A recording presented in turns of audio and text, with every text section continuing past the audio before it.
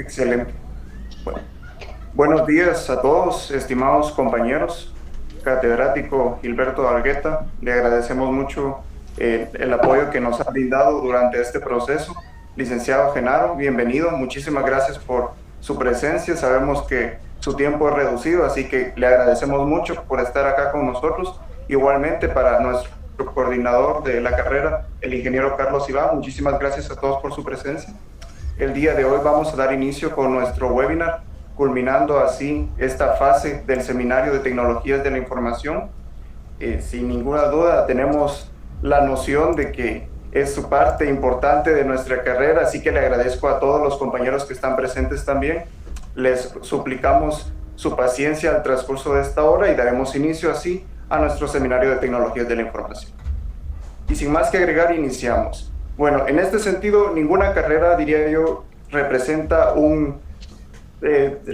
tan grande como para con nosotros el reto de innovación, estar al tanto en cuanto a las nuevas tecnologías que salen al mercado día con día. Tenemos la tasa más alta de nuevas tecnologías que cualquier otra carrera en cuanto al respecto de mantenernos en innovación.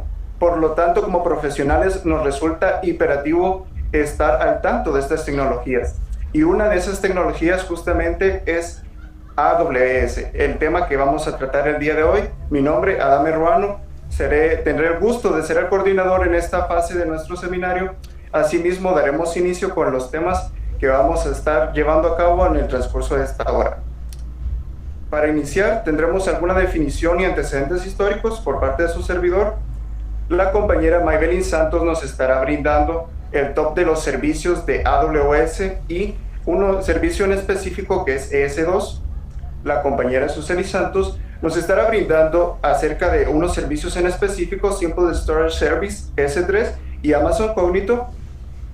El compañero Alan Sánchez nos estará brindando información acerca de uno de los más principales servicios de Amazon, que son los servicios de bases de datos. Y por último, en nuestra carrera es fundamental llevar todo a la práctica para realmente tener la importancia que tiene estos temas para con nosotros, para aprenderlos de forma correcta, es llevarlos a la práctica. Así que el compañero José Rigoberto nos trae un ejemplo muy puntual acerca de AWS. En este momento iniciamos hablando un poco acerca de su definición. Dice que Amazon Web Service es más que todo un servicio de computación remota e integrado que proporciona infraestructura de computación en la nube a través de Internet con almacenamiento de ancho de banda y soporte personalizado para interfaces de programación de aplicaciones. Nosotros las conocemos como APIs también. En este sentido, el CEO de Amazon Web Service nos dice que es imperativo realmente la tecnología de cloud computing hoy en día, ya que está llegando a ramas más allá que simplemente las ramas tecnológicas. Ha estado aplicándose ahora directamente a economía y política. Es importante que todas las empresas mantengan esta innovación, por lo tanto, porque más ahora en tiempo de pandemia, las empresas necesitan herramientas potentes para trabajar. Amazon Web Service es una de esas herramientas y tecnologías de las que no nos podemos quedar atrás. Asimismo, vemos un poco de su antecedente histórico. Nos dice la historia de Amazon Web Service que nació como un servicio secundario y de apoyo para Amazon Store y hoy en día es una empresa líder en cloud computing, con una tasa de ingresos proyectados a más de $10 mil millones. En este sentido, Amazon Store ya tenía los antecedentes de ser una empresa líder, diría yo más de una década de ser una empresa líder en e-commerce. En ese sentido, ellos ya tenían servidores muy potentes que trabajaban con una gran cantidad de data. Por lo tanto, era solo cuestión de tiempo que Amazon migrara a una tecnología de cloud computing. Ahora, hoy en día, ellos son líderes en cloud computing. Ya tenemos empresas grandes y grandes instituciones como la CIA de los Estados Unidos o la NASA que realmente ya utilizan esta tecnología, lo cual da mucho que decir de ellos, porque realmente sus motores son muy grandes y realmente ellos también tienen esa capacidad para demostrar lo que son capaces de hacer. En este sentido, ahora hay todo un universo de tecnologías y servicios que nos ofrece Amazon Web Service. Y hablando de ese universo de tecnologías, nuestra compañera Maybelline Santos nos va a profundizar acerca de ese top de las tecnologías y servicios que nos ofrece Amazon Web Service. Así que, Maybelline, te dejo el tiempo para que continuemos con esta fase. Buenos días a todos los presentes. Iniciamos con el top 7 de los servicios más importantes de AWS. En primer lugar está Amazon EC2. Este servicio es uno de los primeros que fueron dados a conocer a los clientes de AWS. Este consiste en una nube de cómputo elástica, ya que acá se puede escoger servidores. Cada uno tiene diferentes cualidades. El cliente escoge acorde a sus necesidades. En el puesto 2 está Amazon Relational Database Service, RDS. Este servicio es un servicio de bases de datos relacionales administrado para MySQL, PostgreSQL, MariaDB, Oracle Bayol o SQL Server. En el puesto 3 está Amazon S3. Este es un servicio de almacenamiento simple. Gracias a Amazon S3, clientes de todos los tipos y sectores pueden almacenar y proteger cualquier volumen de datos para los más variados fines. En el puesto 4 está Amazon S3 Glacier. Este permite almacenar datos que no van a ser así utilizados frecuentemente. Es bastante útil para poder guardar respaldos o datos que no usan con frecuencia. En el puesto 5 está AWS Lambda. Lambda es un servicio informático sin servidor y basado en eventos que le permite ejecutar código para prácticamente cualquier tipo de aplicación o servicio backend sin necesidad de aprovisionar o administrar servidores. En el puesto 6 está Amazon Elastic Block Store, EBS. Este servicio es de almacenamiento. Es como un auxiliar de EC2, porque en EC2 se escoge lo que son memorias RAM, procesadores, pero en EBS se va a escoger lo que son los discos duros. Tiene la cualidad que puede incrementar o reducir el tamaño de almacenamiento. Por eso tiene en su nombre el Elastic. En el puesto 7 está Amazon DynamoDB.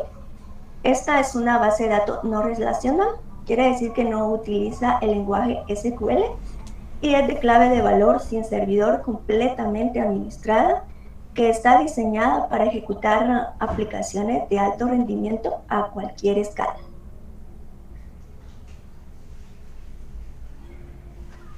Ahora vamos a profundizar un poco más en el servicio EC2. Como bien ya se los mencionaba, es uno de los primeros que fueron puestos a servicio y es de los más utilizados, ya que proporciona capacidad de cómputo escalable en la nube de Amazon Web Service.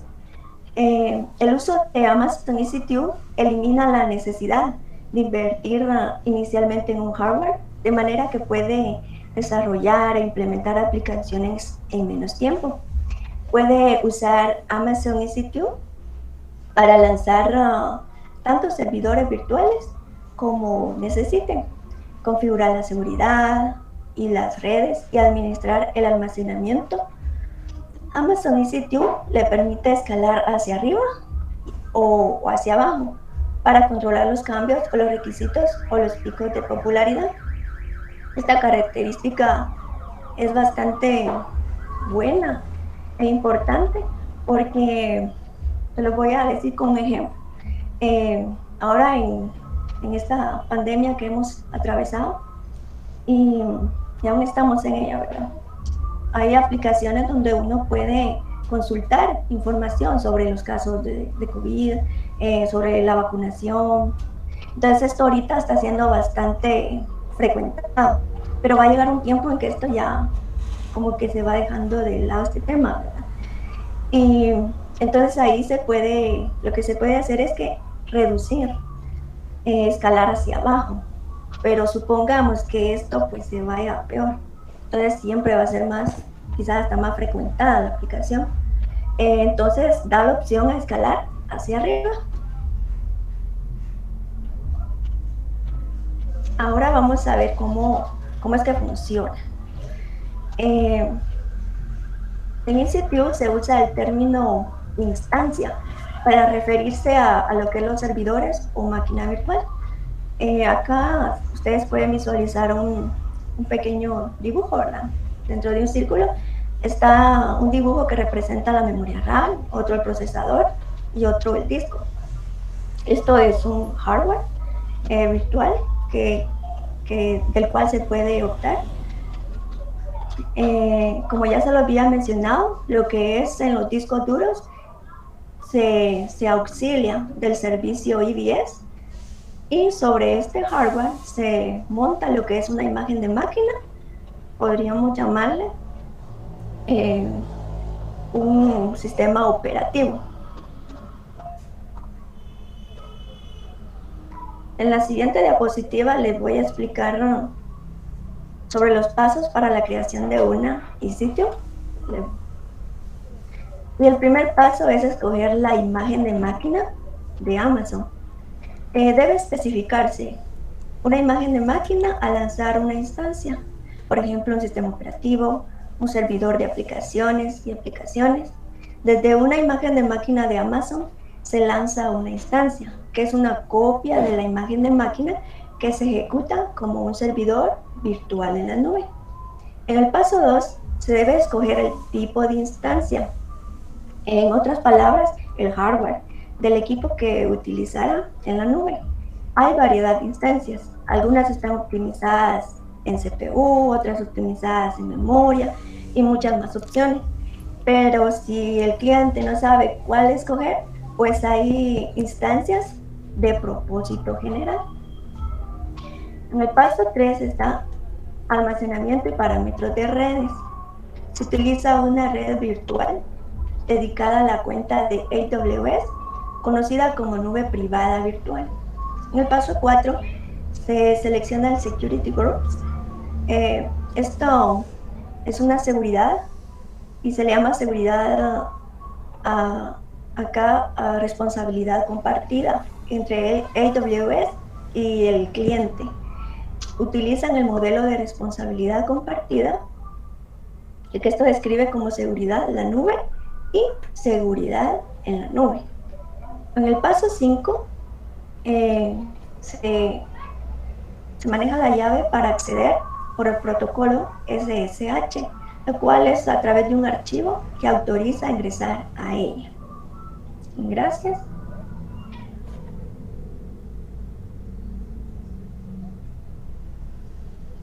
Ahora bien, tendremos el gusto de escuchar en voz de nuestra compañera Suseli Santos uno de los servicios más importantes de Amazon Web Service, así como lo es el Simple Storage Service, acerca de almacenamiento de objetos.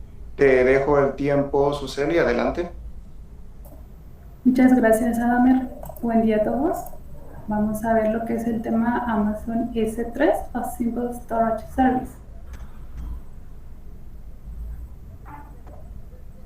Básicamente nos indica que el Simple Storage Service es un servicio de alojamiento de servicios en la nube.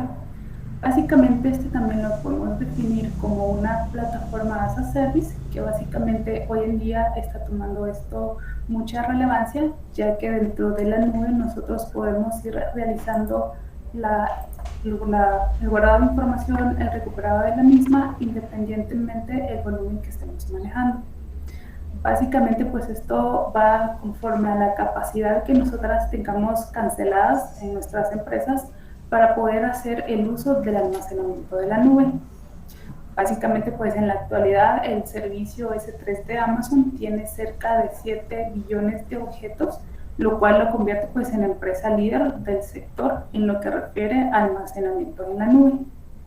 Entonces, ahora veremos un poco del tema lo que son los beneficios, donde básicamente pues conforme se ha ido desarrollando más y más esta tecnología, las empresas han ido determinando los beneficios que pueden adquirir al momento de tener este beneficio con AWS, dentro de los cuales pues podemos mencionar lo que es la facilidad de uso, que básicamente podemos enviar la información de cualquier servidor, derivado a que las APIs que nos brinda Amazon son muy fáciles de integrar con otros sistemas, Sin embargo, pues a la vez esto también es un poco contraproducente por lo mismo de esa facilidad. En algunas ocasiones esto no es del todo confiable para el manejo de la información.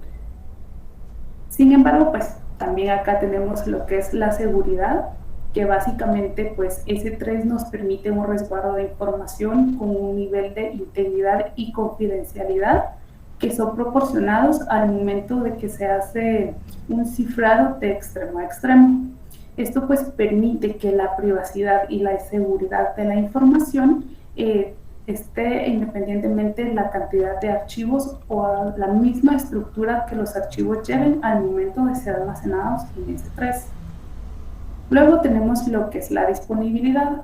Uno de los lemas que utiliza AWS S3 es que los datos van a estar disponibles el 99.99% del tiempo para que al momento de que ellos lo requieran, pues tengan acceso a ellos. A la vez, pues ellos en esta parte aplican lo que es la política. Si no está disponible, entonces le reembolsamos parte del dinero que usted está pagando para tener su información en sus servicios de nube. Respecto al tema de los costos, pues conforme ha ido expandiéndose, esto ha brindado diferentes tipos de servicios donde tenemos desde servicios estándares hasta servicios inteligentes y que estos van a variar, depende del tipo y la cantidad de almacenamiento que nosotros queramos tener. Básicamente, pues los costos parten desde 0.23 centavos de dólar por gigabyte de almacenamiento y esto, pues como mencionaban anteriormente, lo podemos ir escalando a modo de que tengamos más recursos de acuerdo a las necesidades que nosotros tengamos por empresa. Y a la vez se vuelve también, como bien decimos, un beneficio porque solo vamos a estar pagando por lo que nosotros estamos utilizando en ese momento. Por otro lado tenemos lo que es escalabilidad, que básicamente en esta parte nosotros podemos ampliar o reducir el volumen de información que estamos manejando o bien que estamos transfiriendo hacia los servicios de la nube, que pues va a estar ahí disponible. Y nosotros va mucho de la mano con el tema de costos porque lo podemos ir aumentando, disminuyendo y conforme aumenta o disminuye el costo va a ir variando.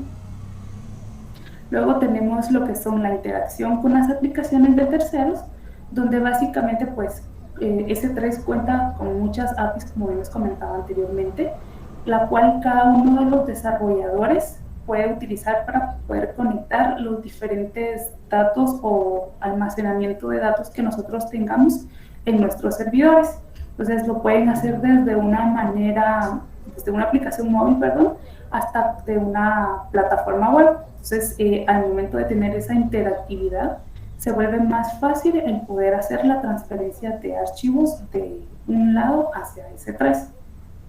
Y luego tenemos lo que es la facilidad para distribuir contenido, que pues básicamente esto nos permite tener el diseño basado en la nube, sino que también nos permite tener una red extensa de distribución de contenido, lo cual nos permite otorgar un espacio tanto a nuestras aplicaciones como a los datos que vamos a alojar y reduciendo cada vez más el tiempo de espera que nosotros tenemos para cargar y transferir esa información.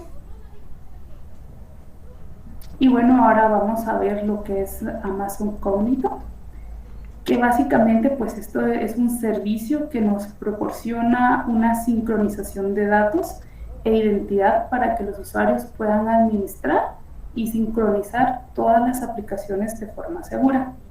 Básicamente esto es una interfaz de servicios, lo cual nos permite utilizar diferentes plataformas que a nosotros nos pueden brindar esa opción de ir autenticando nuestra información y a la vez autorizando, teniendo esa seguridad de que nuestros datos están protegidos. Y pues básicamente esto nosotros lo podemos ver desde una aplicación que nosotros entramos a un teléfono celular, donde básicamente lo que hacemos es loguearnos, por ejemplo, a Facebook. Nosotros colocamos nuestra información de usuario y contraseña y entonces ahí ya se genera una especie de encriptación, lo cual permite que nuestros datos no sean vulnerables para que estos puedan ser robados. Entonces ahora veremos algunos de los beneficios de Amazon Cognito, que básicamente nos dice, la integración sencilla con sus aplicaciones, que era justo lo que les comentaba. O sea, tenemos una interfaz tan amigable con los usuarios que básicamente pues ellos no se dan cuenta en qué momento están utilizando este servicio, sino que básicamente pues ellos se conectan tomando siempre de referencia el ejemplo de Facebook, ingresan su información y luego viene y hace el proceso de ir a autenticar y a pedir las autorizaciones para poder ingresar. Entonces, parte de estos beneficios nos permite realizar en cuestión de minutos el tema de control de accesos y ver el tema de, por ejemplo, de suscripciones, donde al momento de las suscripciones nosotros normalmente usamos una tarjeta, ya sea de débito o de crédito. Entonces todos esos datos nosotros necesitamos que estén resguardados, y al final pues nos hace la validación de todo el tema de los inicios de sesión. Luego tenemos una autenticación basada en estándares, que básicamente pues acá podemos mencionar como es OAuth 2.0, OpenID Connect, que básicamente esto lo que nos ayuda es a nosotros tener un factor de autenticación adicional para que nuestros datos de identidad estén protegidos. Al final de cuentas, pues Amazon Cognito lo que nos ofrece es un servicio para que nosotros podamos proteger nuestra información. Y luego tenemos lo que es la seguridad de sus aplicaciones, que como les decía, o sea, basándonos en los estándares de OAuth y OpenID Connect, nosotros no estamos dejando nuestros datos tan desprotegidos o tan abiertamente para que puedan ellos acceder. Entonces ahora veamos lo que son las características de Amazon Cognito. Entonces algunas de las que podemos mencionar son los servicios de inscripción en inicio de sesión. Entonces, tal como podemos ver acá en nuestro pequeño mapita, nosotros desde una aplicación, ya sea de un teléfono o de una aplicación web, se envían nuestra información cuando nos estamos autenticando, que por ejemplo puede ser el usuario y la contraseña, y esto pues ya hace la validación en algunos casos donde usamos tokens para validar el doble factor de autenticación que le llaman incluso. Y esto pues ya nos permite a nosotros ingresar a las diferentes aplicaciones que tenemos. Entonces podemos mencionar que las interfaces con los usuarios, si se dan cuenta, pues son amigables. Creo que todos en algún momento lo hemos utilizado y quizá no nos hemos percatado realmente de eso, porque al final es una de sus funcionalidades, que sea amigable con el usuario. Tener las comprobaciones de filtrado de las credenciales y que pueda verificar que esas cuentas en efecto existen. Y pues en esta parte entra también lo que son algunas veces la verificación con correos electrónicos o bien cuando mandamos un mensajito de texto a nuestros teléfonos. Y pues a la vez nos permite hacer la integración con otros servicios de Amazon, que por ejemplo acá tenemos AWS Cloud y Amazon Lambda, que básicamente todo esto nos permite hacer la validación por medio de Amazon Cognito. Muchas gracias. Muchas gracias, Suseli, te agradecemos mucho por habernos compartido esta información tan importante de estos servicios. Ahora bien, yo les digo, como profesionales en sistemas, les recuerdo que mucho de lo que realmente nosotros conocemos se debe ver reflejado de forma más oficial, por verlo de alguna forma. Así que si usted está interesado en Amazon Web Service, hay una gran amalgama de certificaciones que pueden hacer uso y que como perfiles de profesionales nos agregan demasiado, inclusive más si estamos hablando en el sector de bases de datos. Y hablando de bases de datos, el compañero Alan Sánchez nos comparte acerca de estos servicios que nos ofrece Amazon Web Service. Alan, el tiempo es tuyo. Buenos días, continuando con nuestra presentación, ya dejando que las compañeras... La idea de la presentación siempre se llevó a cabo partiendo de la arquitectura de poder montar toda la infraestructura de algún servicio de una aplicación real en la nube. Siguiendo esta ideología, tenemos que nuestro servidor se podría perfectamente administrar en la parte de S2, como lo explicó la compañera, la parte del almacenamiento de los datos, como lo son imágenes, como lo son documentos. Eso seguiría en la parte de S3, como también lo explicó la compañera. Y igualmente tenemos este factor de estos servicios modernos que ahora nos ofrecen estas tecnologías, como es la autenticación, que también explicó la compañera. Entonces, en mi caso, me va a tocar que explicar la arquitectura de cómo se lleva la infraestructura de lo que son las bases de datos, que comúnmente conocemos hasta hoy en día como on-premise, en manera física, de qué manera se llevan estos servicios a la nube, o qué servicios de la nube eh, pueden resolver las necesidades que nosotros tenemos al día de hoy. Y para hablar del tema, primero tenemos que especificar el modelado de datos. El modelado de datos no es nada más ni nada menos de cómo nosotros vamos a almacenar nuestros datos en una base de datos. De qué estructura le vamos a dar, qué esquema, qué campos necesitamos. Y acá nacen dos dudas. ¿En qué base de datos lo coloco? Y eso va a ser dependiendo de tu estructura de datos. Porque tenemos hoy en día disponibles dos tipos de arquitecturas de base de datos, como lo son las bases de datos relacionales y las bases de datos no relacionales. Veámoslo en la siguiente presentación. Bases de datos relacionales son las que comúnmente o por historia hemos estado trabajando, las que ya conocemos, que son excelentes para el uso de las tablas, o por ejemplo para algunos proyectos donde son extremadamente buenos, que hoy en día es, digamos que aún existiendo las bases de datos no relacionales, es la mejor opción, como son los CRMs. De ahí es que sea tan famoso que las bases de datos no relacionales estén muy de la mano, por ejemplo, con la tecnología de Drupal, de WordPress, porque son excelentes para este tipo de ambiente y para este tipo de negocios. Pero de igual manera tenemos una arquitectura de base de datos que en los últimos años ha tenido mucho auge, que son las no relacionales. Le digo en los últimos años, puesto que estas bases de datos no son nuevas, la estructura no es nueva, mas sin embargo en los últimos años sí ha tenido más relevancia, que son las bases de datos no relacionales. Dentro de estas podemos mencionar que principales diferencias de los datos no SQL con las bases de datos relacionales. Pues existen varias, pero la principal diferencia a mi punto de ver es que una necesitas estrictamente establecer cómo crees tus datos, mientras que en la otra no. Otra diferencia muy notable es de que las bases de datos relacionales tienen un lenguaje global, que es SQL, mientras que las bases de datos no relacionales no. Las bases de datos no tienen un estándar, de un lenguaje estándar con el que trabajen. Por lo mismo existen varias ramas de estas bases de datos, varios tipos, como los son de clave de valor, de documentos, los de columnas, los de objetos. Hay diferentes maneras de trabajar las bases de datos no relacionales. Y para cada uno de estos tipos, Amazon Web Service tiene servicios para suplantar esta necesidad, como lo vamos a ver en la siguiente presentación. Acá podemos ver una pequeña imagen de los servicios de AWS. En la parte de arriba podemos mencionar qué son las bases de datos que vamos a mencionar. En la columna de en medio vamos a ver los servicios que AWS ofrece para suplir esta necesidad. Y por último, en la última fila tendríamos dónde o casos de estos tipos de bases de datos. Para mencionar algunos, por ejemplo, tenemos los clásicos, las bases de datos relacionales, las que ya habíamos hablado.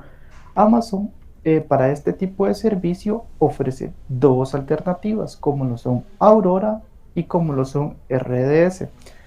RDS sería la mejor opción, por ejemplo, si hay alguna aplicación que ya esté trabajando con base de datos, por ejemplo, como una base de datos de Oracle, que la base de datos Oracle es muy famosa. Amazon Web Service ofrece este servicio como lo es RDS, el cual tú puedes contratar el servicio completo, donde ellos te van a explicar de qué manera tú te tienes que migrar a este tipo de base de datos. Y la diferencia entre tener una instancia de RDS de AWS a tener tu propia base de datos en tu propio servidor es de que tú no la administras. Toda la base de datos la va a administrar Amazon, el equipo de Amazon. Tú sí vas a tener tus streams de conexiones, tú vas a poder hacer todo lo que puedas hacer, pero te dejas de preocupar por la administración. Ahí la diferencia. Y como les decía, esos son los dos servicios para base de datos relacionales. También tenemos la cantidad de servicios, como les decía, las no SQL no tienen un estándar, entonces existen muchos tipos de base de datos, pero para cada uno AWS ofrece un servicio. Para las de tipo clave valor o llave valor, como hace ahí referencia, tenemos la que en este seminario nosotros vamos a llevar más a profundidad, lo que es DynamoDB. Entonces esto lo dejaremos para explicarlo un poco más adelante, qué es, cómo funciona, cuáles son sus características. Pero también cabe mencionar que tenemos las bases de datos de tipo documentos, y para suplantar esta base de datos, AWS ofrece una base de datos que se llama DocumentDB.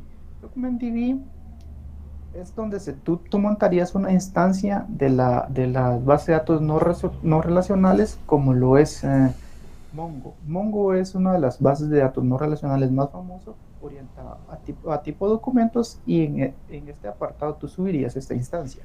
También tenemos las de Elastic Cache, que esta es una base de datos de memoria. Para todas las personas que han trabajado con bases de datos como lo son Redis, este es el servicio que AWS ofrece para suplantar esa necesidad.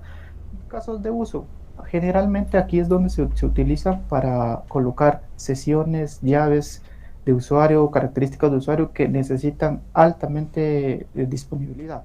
Ese sería este servicio. También tenemos las bases de datos orientadas a grafos.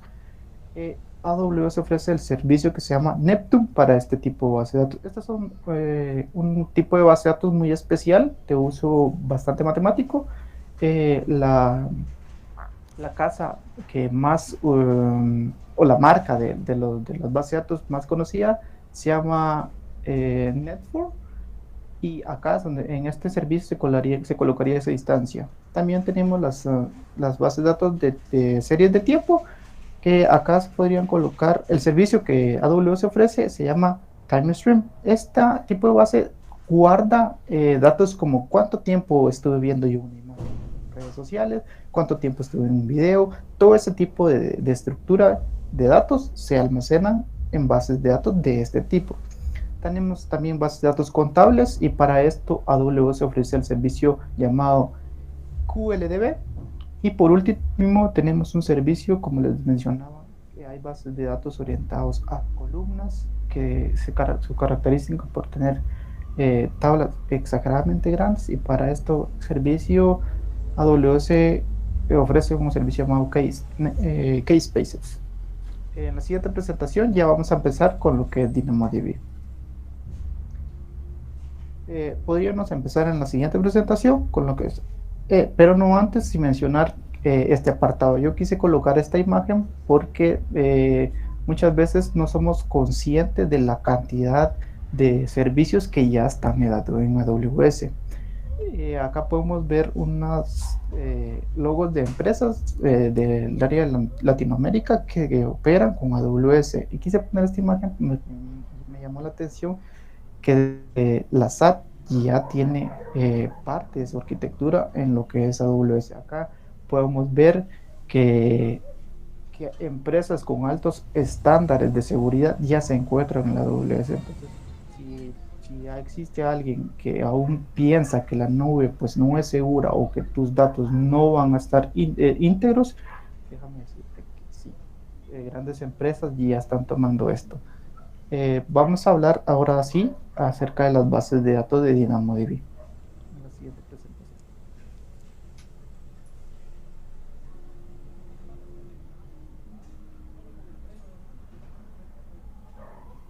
¿Podemos pasar a la siguiente, por favor?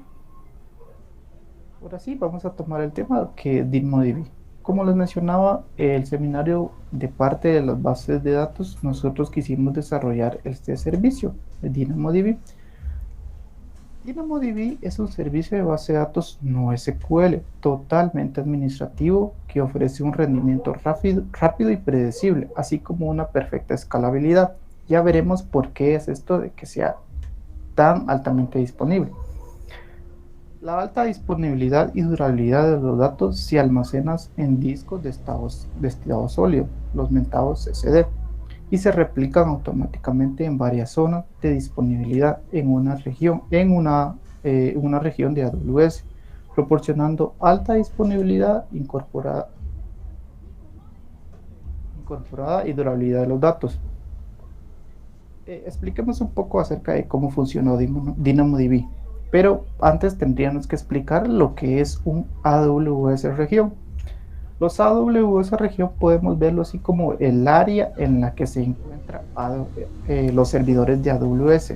AWS tiene servidores en todo el mundo y cada uno de estos puntos claves se le llama región. Tenemos distintas regiones en Estados Unidos, en Asia, Europa, también tenemos una región de Brasil y cada una te va a ofrecer algunos tipos de servicios. Generalmente no todas las regiones tienen los mismos servicios, pero sí eventualmente en el tiempo se piensa que van a estar completos los servicios de uno.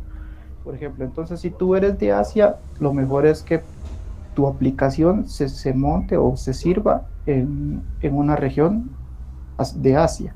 Mientras que si tú estás en Latinoamérica, nuestra mejor opción es usar servidores que están en el lado de Brasil o del lado de Estados Unidos. Tal vez Brasil está más cerca, pero ya tendríamos que ver un rollo de políticas acerca de cómo maneja los datos Brasil. Entonces, ahí ya tendrías que ver si tu aplicación aplica para esos estándares de datos de leyes o tal vez te va un poco mejor las leyes de Estados Unidos. Para ver lo que es cómo funciona o cómo me cobran a mí por usar DynamoDB, porque todos los servicios de AWS se cobran por uso. Definitivamente es importante este punto porque DynamoDB no es barata. AWS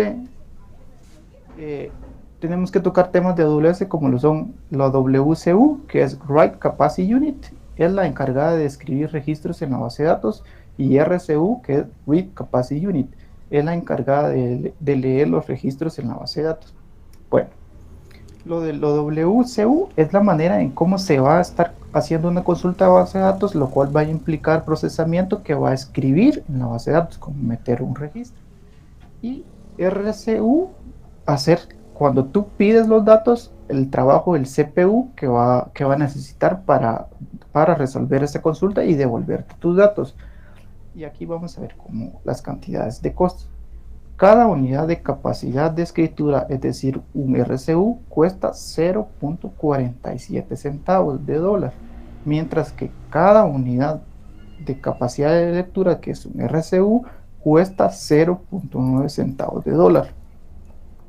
AWS factura también en base a almacenamiento. Eso quiere decir que si tú tienes una cantidad y un volumen de datos exageradamente grande, te va a salir más costoso.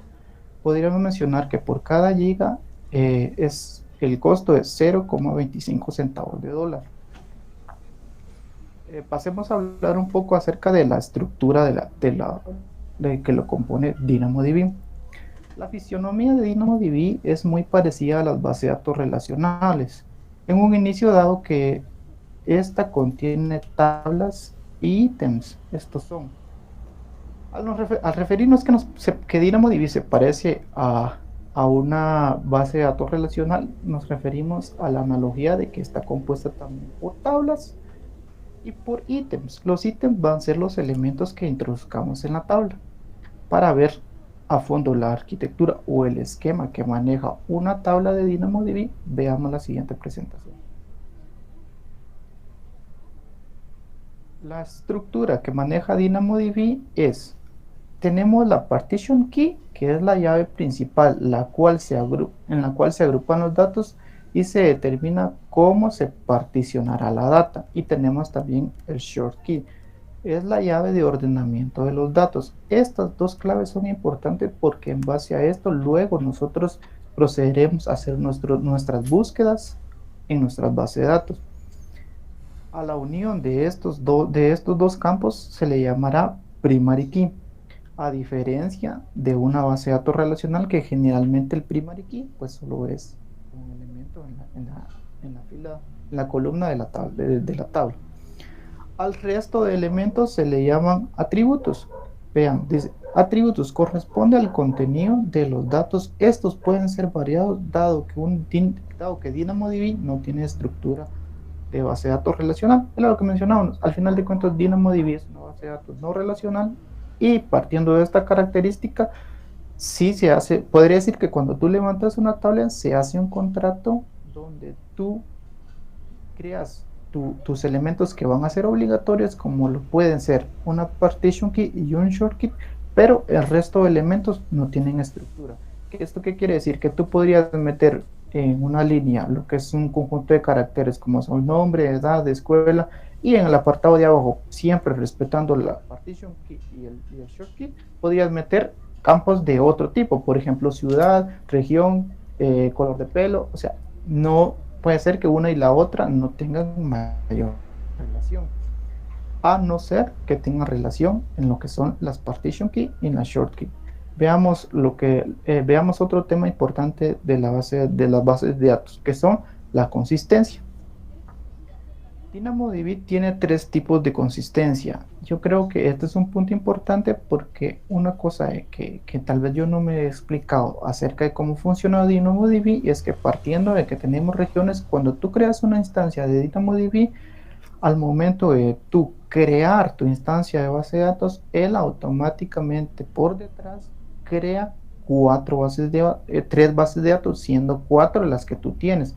Esto quiere decir que, por ejemplo, en el momento que tú levantas una base de datos, él automáticamente, sin que tú sepas, levanta 3. Esto para lograr que siempre esté disponible un dato. Pero como nosotros podemos imaginar, esto puede crear ciertos problemas si a la hora de yo consultar el dato no es el último. No es el último. Por ejemplo, yo hago una modificación de un dato y yo lo consulto de otro lado, por ejemplo, yo estoy en Guatemala y creo un registro, puede que alguien en México ese registro no lo vea modificado en tiempo real. Entonces, debido a que hay 4 instancias en la nube, puede que yo en la instancia 1 haya realizado el cambio, pero las demás instancias aún no tienen la última información. En este tema es donde entra en cuenta la consistencia. Como les comentaba, DynamoDB ofrece 3 tipos de consistencia. Eventualmente consistente. Eventualmente consistente es la que viene por defecto. Eventualmente consistente quiere decir que yo subo, estando en Guatemala,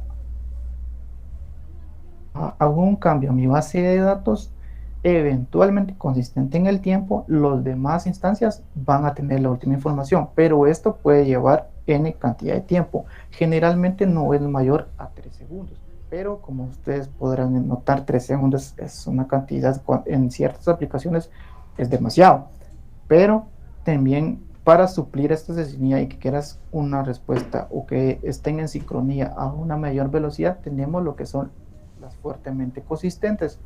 Dice, leerá el registro marcado como la versión final y lo encontrará en las réplicas. Yo siempre pongo el ejemplo de los de fuertemente consistente. Cuando tú creas un registro, un nuevo dato, en la cabecera podríamos imaginar que va algo así como importante. Entonces, a la hora de que el servidor lee que es importante, replica la información a las demás instancias de manera más rápida. Pero esto genera un costo debido al procesamiento del CPU y a que tú estás diciendo que necesitas que tus réplicas tengan la información, la última información, la actualizada, más rápido. Esto genera procesamiento de CPU, el cual se va a ver reflejado en tus costos. Pero por último tenemos la consistencia transaccional. Esta es casi en tiempo real. La manera en que trabaja es, al encender este tipo de consistencia, DynamoDB se asegura que los ítems sean escritos a todas las réplicas antes de la transacción se marque como satisfactoria. Veamos. Tú creas un campo, o sea, tú creas un nuevo registro estando en Guatemala y viaja hacia la nube, pero esta en su cabecera lleva muy importante. Y entonces, antes de que cuando el servidor te devuelve la respuesta que tu campo se agregó, él se asegura que las demás réplicas ya tengan la información. Claro, aquí hay un punto clave que dice, al encender este tipo de consistencia, yo creo que al hacer énfasis al encender este tipo, es importante resaltar de que este no viene por defecto, sino que tú le tienes que encender este servicio porque esto genera mucho más costo que lo que es las fuertemente consistentes, que ya genera un costo alto. Para ver el tema de costo, veamos la siguiente presentación.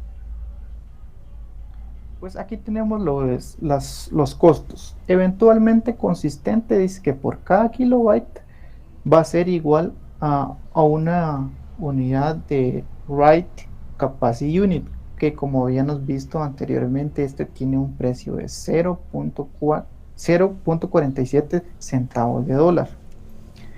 Las fuertemente consistentes, como podemos ver, que por un kilobyte ya equivale a 2 WCU. Esto quiere decir el doble de lo que me cuesta una instancia eventualmente consistente.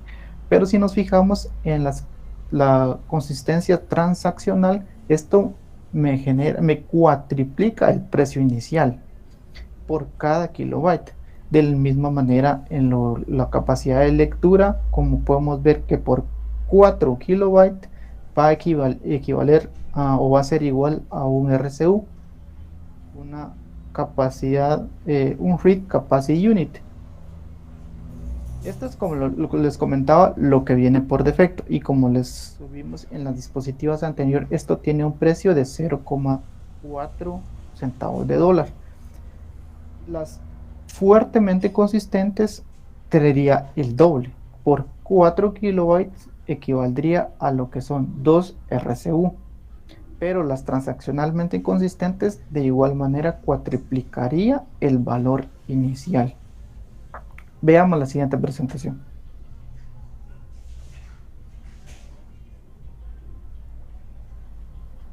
En lo que es DynamoDB se utilizan dos índices. ¿Qué son los índices? ¿O para qué me pueden llegar a mí a servir los índices? Los índices generalmente se utilizan o sirven demasiado para lo que son queries de búsqueda. Entonces, en DynamoDB tenemos dos, los que son locales y los que son globales. La mayor diferencia de un local y un global es, uno, costos, y dos, la manera en que trabaja. Los que son los Global Security Index generan una tabla aparte de la que tú ya creaste, en la cual se van a estar almacenando estos índices. Debido a que se creen una tabla aparte, son más costosos porque la CPU necesita más procesamiento a la hora de leer una tabla más. Mientras que los que son los índices locales, estos se generan dentro de la misma tabla, y esto hace que el costo sea pues un poco menor. Pasemos a la siguiente, por favor.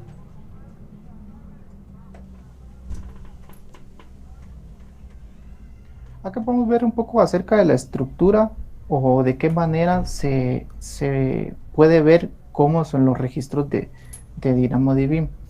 DynamoDB tiene, a la hora de entrar a la consola de AWS, podemos ver que podemos agregar campos como que si fueran JSON. Realmente no es un archivo JSON, pero sí es muy similar a los archivos JSON. Tenemos tres tipos: los que son escalares, lo que son los escalares de toda la vida. Tenemos lo que son de tipo número, de tipo string, de tipo binarios, booleanos y de tipo null.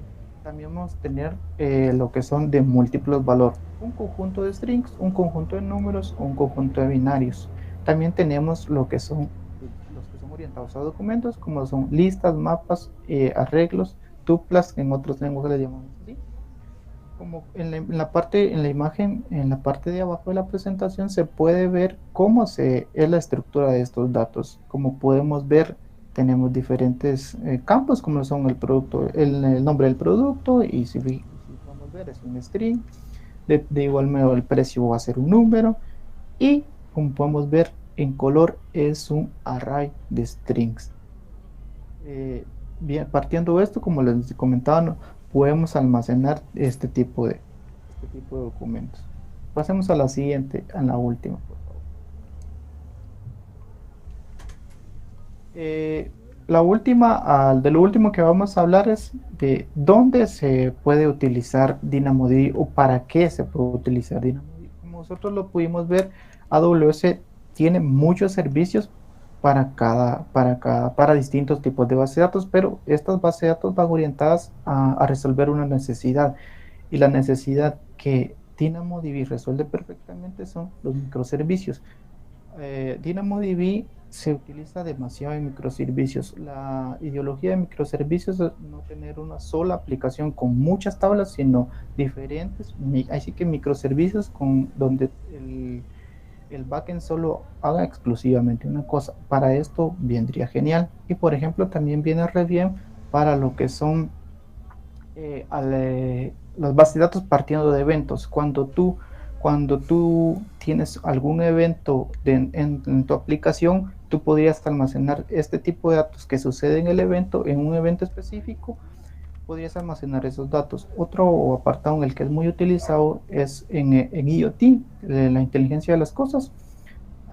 Como podríamos comentar, DynamoDB eventualmente mantiene toda la data. Entonces imaginemos que tú tienes una refri inteligente. Tú nunca o realmente no necesitas saber cuál fue la última lectura que mandó hacia el servidor, sino que tú necesitas así que como un promedio de lo que hiciste. Y entonces realmente tú no necesitas el último dato, y para eso se utiliza demasiado lo que es DynamoDB. En la siguiente presentación vamos a ver un poco encontramos unos enlaces donde podemos enriquecer el contenido de lo que se partió en todo el seminario. Tenemos, por ejemplo, apartados importantes, como lo podemos ver en el segundo link. Encontramos lo que es una calculadora de AWS. Si alguien tiene duda acerca de cuánto cuesta un servicio, podríamos ir al segundo link, establecer el nombre del servicio, y ahí te va a decir estrictamente cuánto vas a pagar por cuánto tiempo. Y en el tercer link nosotros podemos ver que nos lleva a la documentación del SDK de AWS. Esto nos sirve para conectar el servicio de DynamoDB con tecnología como lo es JavaScript. Pero para hablar de código y para hablar de un ejemplo práctico, tenemos a mi compañero.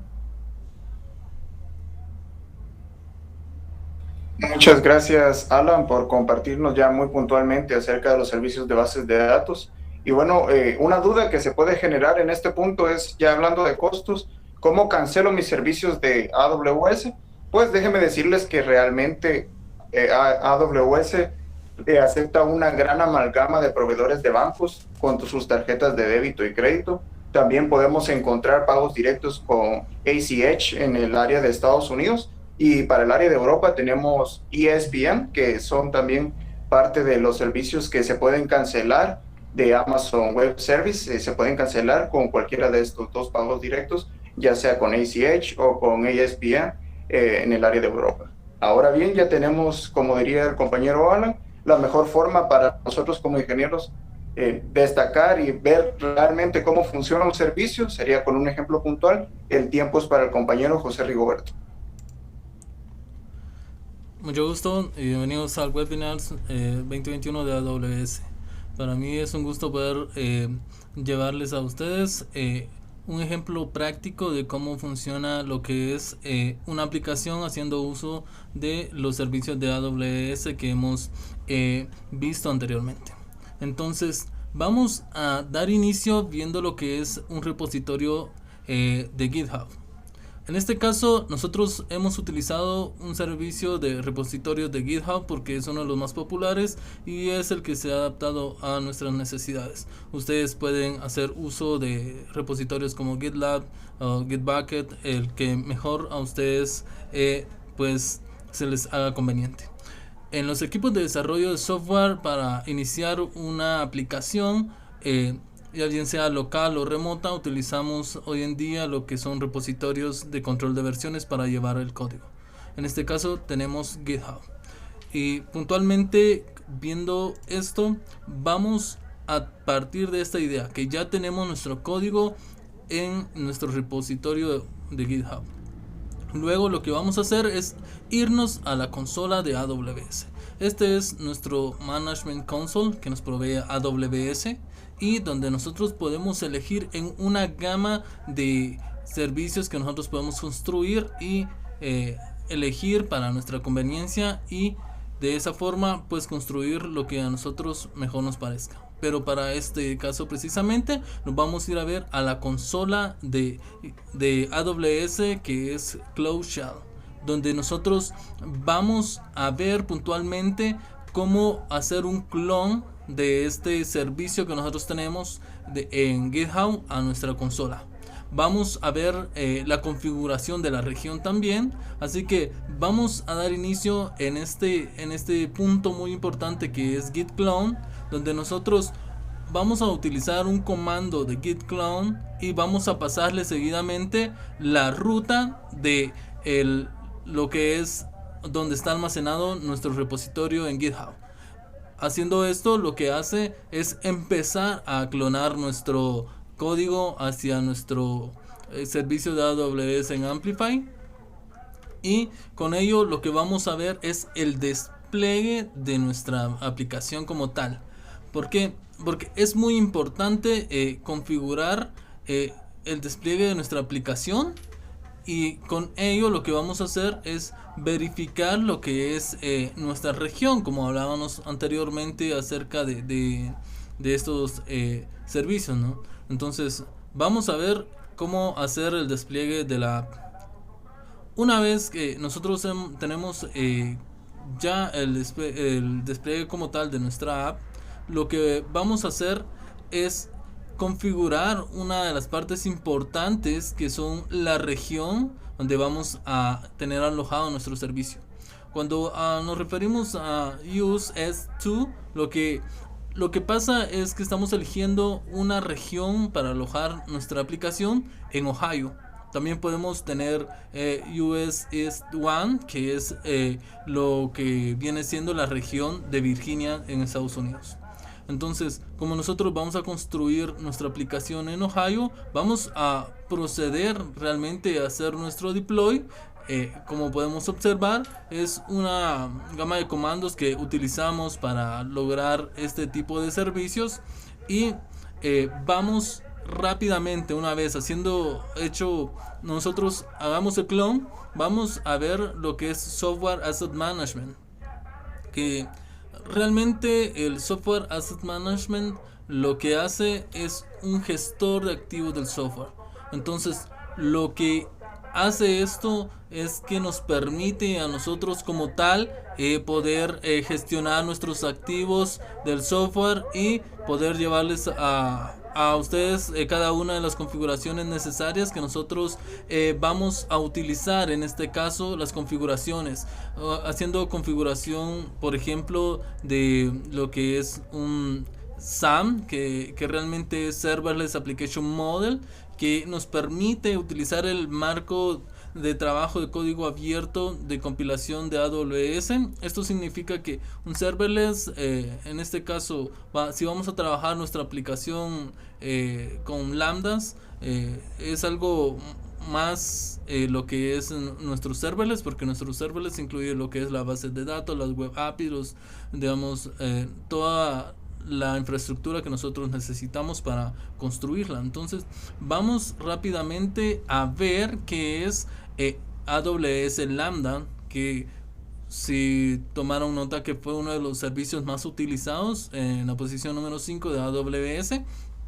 Y tenemos nuestras lambdas.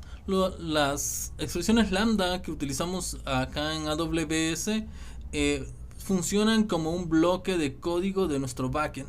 Es decir, que cuando nosotros vamos a hacer una petición a través de una AWS Lambda, lo que hace es ejecutarse una petición, y esta petición lo que hace va a hacer la solicitud y nos retorna ese valor.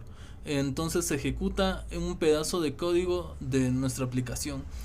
Por ejemplo, en este caso puntual tenemos las aplicaciones, todas las lambdas de nuestra aplicación, como lo que es una lambda get, set, get all, que nos permite enviar lo que es la información al servidor o a la base de datos, y nos permite extraerla, modificarla o eliminarla de una forma muy puntual, haciendo uso de esas funciones lambda. Cabe mencionar que las lambda, pues Amazon te provee en la capa gratuita lo que es 1.000.000 de lambdas para hacer uso de ella.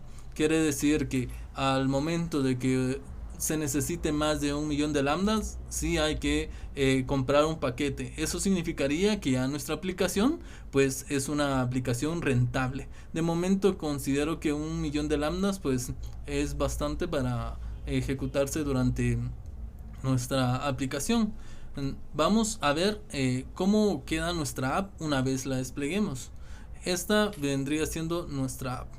En la parte de Serverless To Do tenemos nuestra aplicación como tal, donde nosotros podemos hacer un login a nuestra aplicación, donde nuestra aplicación está construida en AWS haciendo uso de lambdas, Amazon DynamoDB, Amazon API Gateway, que nos permite llevarla al usuario final, y tenemos con nuestro Amazon Cognito también, como lo vimos anteriormente con los compañeros, y esto nos permite hacer un login.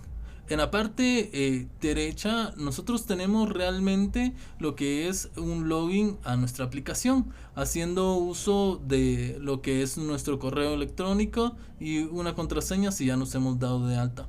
En la parte baja de la aplicación podemos ver que hay una opción que dice Sign Up, donde nosotros podemos registrarnos y podemos hacer uso de Amazon Cognito si nosotros ya tenemos registrada nuestra información con, por ejemplo, nuestro correo electrónico de Google, o bien una cuenta de Facebook u otra red social que nosotros queramos pues loguearnos realmente con ella. Vamos a ver cómo funciona nuestra app. Vamos a probar nuestra app. En la parte superior tenemos nuestra app, por decirlo así, inicial, vacía, sin ningún dato. Esto lo que nos permite es insertar datos en nuestra caja de texto para poder agregarla a nuestra base de datos y luego poder exponerla a lo que es el usuario final o al cliente en este caso. En la parte derecha tenemos otra imagen representando el Serverless To Do, que nosotros vamos a insertar un texto To Do 1. Esto lo que va a hacer es agregarse a nuestra base de datos una vez nosotros demos Add a nuestro botón que tenemos en azul, y este automáticamente lo que va a hacer es nos va a mostrar los datos en lo que es en la parte de abajo. Tenemos la imagen donde nos está mostrando nuestros datos como tal. Nosotros podemos hacer uso de ellos y disponer de ellos en cualquier momento según las funciones de nuestra aplicación. Y cabe mencionar cómo funciona en este caso. Nosotros hemos insertado el texto To Do 1 para hacer el agregar a la base de datos. Entonces nosotros utilizamos una lambda para agregar el dato a nuestra base de datos, pero necesitamos una lambda que realmente traiga esos datos y los muestre en pantalla. En este caso hicimos uso de 2 lambdas como tal. Entonces, a mayor usabilidad de la aplicación, mayor consumo de las lambdas según nosotros vayamos a requerir el servicio, ya sea actualizar, registrar, borrar. Entonces ese tipo de acciones en este caso nos lleva a consumir lo que son las aplicaciones, en este caso las lambdas. Entonces vamos a ver específicamente cómo están nuestros datos. Vamos a verificar nuestros datos. Nuestro compañero Alan Sánchez habló acerca de DynamoDB. Entonces nosotros vamos a ver visualmente o gráficamente cómo es DynamoDB en Amazon Web Service. Tenemos acá en pantalla lo que es ya nuestro nuestra base de datos en DynamoDB y podemos observar que tenemos un registro que hemos creado. Tenemos nuestros items, tenemos también nuestra base de datos que es To Do Table, To Do App, que nos permite a nosotros pues gestionar nuestra base de datos gráficamente desde el servicio de Amazon Amazon Web Service, y podemos tener nuestros datos, el hacer uso de ellos, eliminarlos, gestionarlos, depurar nuestra información desde el editor gráfico de AWS. Entonces veamos el editor gráfico de datos de DynamoDB. Acá tenemos claramente nosotros cómo hemos insertado nuestros datos. Nos da lo que es el items, que fue lo que nosotros insertamos desde nuestra aplicación, y tenemos también nuestro dato de cognito, nos da una clave cómo es que nosotros nos hemos registrado. Esto lo utiliza al momento de hacer la consulta, utiliza estas claves para referirse a nuestro dato y darnos el dato correcto de la base de datos. Tenemos acá que nosotros podemos remover todos estos datos. Tenemos en el editor gráfico, en todo nuestro ítem, los tipos de datos. Tenemos a una parte podemos ver lo que es el código JSON de la aplicación. Podemos revisar cada uno de los componentes de nuestro código en la base de datos de una forma gráfica en el editor. Cabe mencionar que en este caso DynamoDB, como decía, no es barato, más sin embargo te lo ofrecen como un servicio gratuito de por vida, pero hacer uso de la base de datos, ya hacer uso de peticiones, es lo que eleva un poco el costo de la aplicación. Y AWS ofrece una gama de servicios que nosotros nos podemos hacer uso de ello en cualquier momento. Lo que nosotros hemos utilizado en este caso son lambdas para conectarnos con nuestros servidores y nuestros clientes, y hemos utilizado lo que es DynamoDB API Gateway para hacer uso del gráfico a nuestros clientes. Pero también hay múltiples opciones que ustedes pueden utilizar. En este caso pueden utilizar, si ustedes quisieran, por ejemplo, montar un servicio de ES2 que nos permite realmente montar un servidor completo en nuestra nube, y allí poder insertar una imagen ISO como tal, como un sistema operativo, ya el que ustedes prefieran, Windows, puede ser un Linux, ahí el que ustedes deseen. Con esto pues pueden poner a correr lo que es todo un servidor. Pueden montar el servidor ya bien sea con Node.js, con .NET, con Java, con el que a ustedes mejor les parezca. Entonces la diferencia es que ustedes pueden tener corriendo todo el servidor en tiempo de ejecución, que también se elevan un poco los costos dependiendo de la aplicación que ustedes tengan. En cuestiones de nuestras lambdas, también ustedes pueden hacer uso de las lambdas aplicando cualquier lenguaje de programación que esté disponible en Amazon Web Service. En nuestro caso hemos utilizado Node.js, y ustedes pueden utilizar .NET, Java o Python, el que mejor se les adapte a las necesidades y a cómo estén ustedes dispuestos a trabajar en sus aplicaciones. Bien, esto es todo acerca de nuestra aplicación, cómo se despliega la aplicación, cómo se muestra al usuario y cómo podemos ver nuestros datos gráficamente almacenados en nuestra base de datos. Los dejo con mi compañero y por si tienen algún comentario nos lo hacen saber. Muchísimas gracias, José. Como les decía el compañero, realmente este ha sido nuestro webinar. Hemos tratado de ser bastantes prácticos, bastantes técnicos, porque el tema lo requiere. Les decía en un principio, como ingenieros en sistemas, el que se queda dormido con estos temas realmente pierde, porque son fundamentales en el día a día de nosotros como ingenieros en sistemas. Así que esta ha sido nuestra presentación. Esperamos que haya sido enriquecedor para todos. Si alguien tiene alguna duda, alguna consulta, este es el tiempo. Si no, esto ha sido nuestra presentación. Muchísimas gracias a todos por su atención.